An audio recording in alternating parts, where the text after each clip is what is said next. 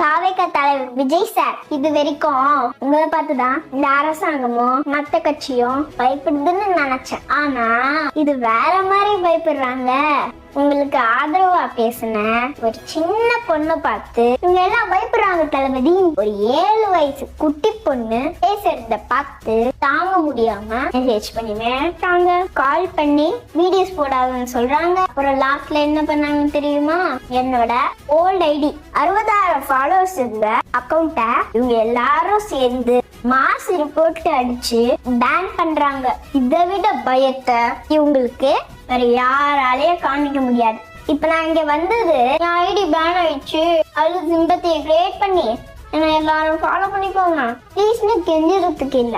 நம்ம நாட்டுல எவ்வளவோ பிரச்சனை இருக்கு, அதுல ஏன் பிரச்சனை எல்லாம் ஒண்ணா நீங்க என்ன பண்ணாலும் தளபதிக்காக நாங்க பண்ற சப்போர்ட்ட யாராலேயே தடுக்க முடியாதுன்னு சொல்றதுக்கு தான் இந்த வீடியோ.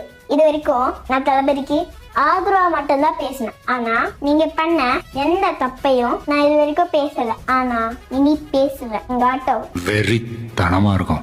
தீ சக்தி ஊழல் சக்தி உங்க 2 பேருக்கும் சொல்லிக்கிறேன். இனி உங்க தப்பு மட்டும் இல்ல, உங்க கூட இருக்கிற கல்லாப்பெட்டி கூட்டணி, பொருந்தாத கூட்டணி எல்லாத்தையும் கிழிச்சு காட்டுறியா?